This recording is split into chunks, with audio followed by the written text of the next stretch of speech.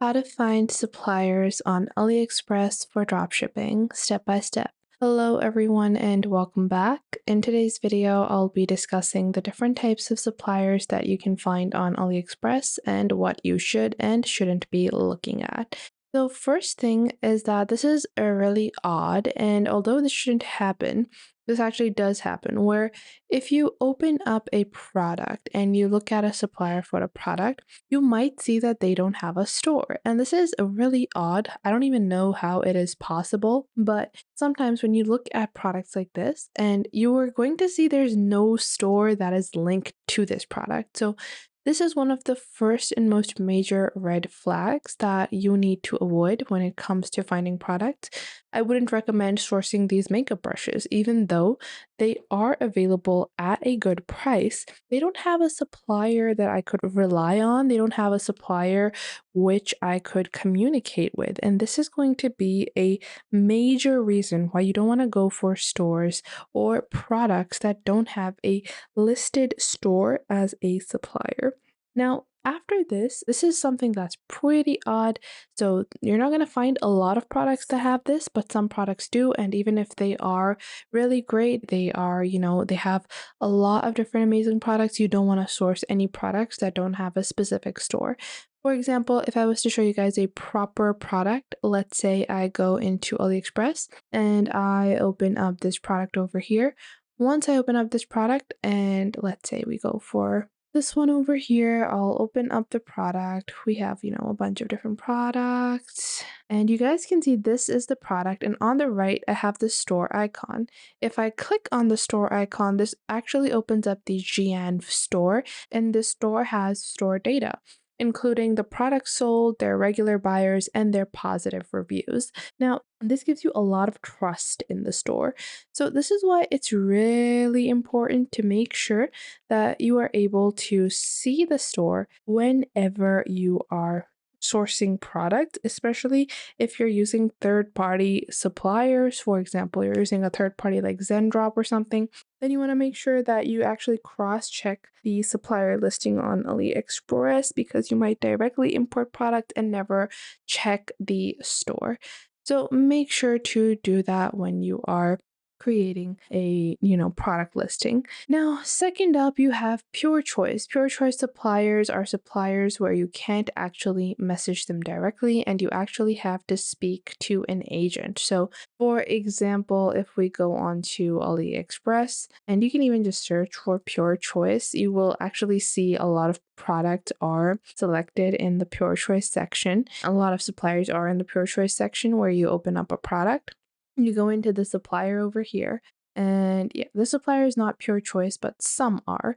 But you will see I have this contact now section on the top. Now the contact now section is going to lead me directly to a agent that is going to be related, or that is working for the supplier company. That agent is not going to be working for AliExpress. And the reason why you want to talk to an agent from the actual supplier's company and not an agent from AliExpress is that AliExpress has its own profit margins that it wants to keep. They don't want you to have off-platform deals. So actually talking to the supplier directly can make it a loss for AliExpress, and hence why they want you to only directly source from them. So that is why you want to avoid pure choice suppliers, because you might be able to find a better or even cheaper deal by direct communication with suppliers. Now, moving on to our next type of supplier that you want to avoid. Now, one thing you want to note is that a lot of stores you're going to see are going to have super positive ratings, but even with suppliers that you see have a lot of positive ratings, that doesn't mean all of them are real ratings. This is something that I've come across. And if you open up a store and you like a product, make sure to go into the individual product reviews rather than going for a store and then going for all of the products in that store. And you will see this actually is a pure choice. So if I go into the store over here, they have yellow backgrounds and whatnot. And this is a pure choice supplier. I don't have any communication with the supplier, which means I cannot negotiate a lower deal. This is a deal breaker for me personally, because I have always struck a lower price with suppliers when I'm opting for a direct channel of communication with them, rather than going through AliExpress only. Now, what type of suppliers should you be looking at when it comes to dropshipping with AliExpress? First off, you want to make sure that they have relatable products for their homepage. So, if you're looking to start a clothing store, I'm going to search for dresses over here. I'm going to take a look at some of the top listings. And in the top listings, I can see there are a lot of different nice dresses. But if I open up a dress, okay, and you see that they are nice, you want to open up the store. If you look at the store home, you want to look at the positive reviews. Now, 78% is really low. I would actually want to opt for a store that has higher ratings. So you want to make sure that they have a large selection of products. So they have, men's and women's clothing, but their ratings are not that good. So I want to maybe opt for someone and that has better ratings. I like this dress as well, so I would go to their page. Again, this is a pure choice supplier, so again, deal breaker. And this is what actually leads you to a lot of research that it takes. Is just going to be finding the right supplier for you. Because if you opt for just a regular old supplier, just pick out any product, that is not going to be profitable because people know that they can buy things off of AliExpress. Right now, dropshipping is a really popular business model. So you want to make sure you're offering a good price at a good deal for people to make it worth it. And this store is a good example. So they have really good ratings. They have 93% of positive reviews. They are not a pure choice supplier, so I can directly contact them.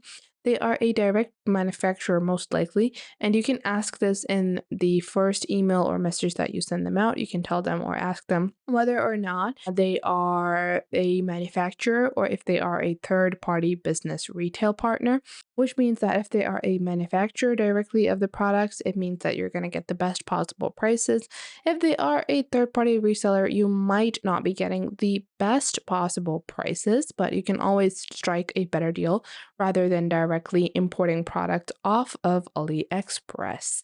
Now, another thing to note for is that you want to go with every single store that is specialized.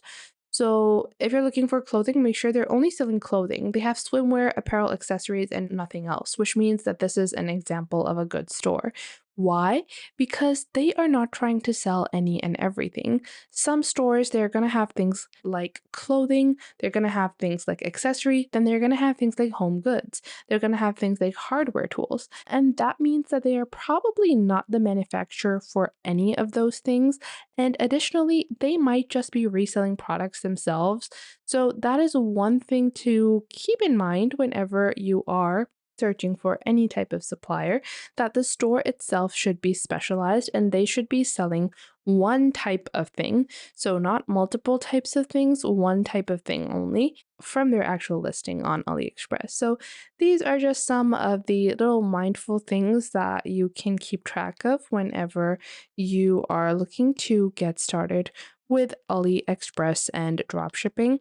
If you did find these tips and tricks helpful, make sure to leave a like and subscribe, and make sure to comment down below if there is anything else you would like to know, or if there's any of your expertise that you would want to share.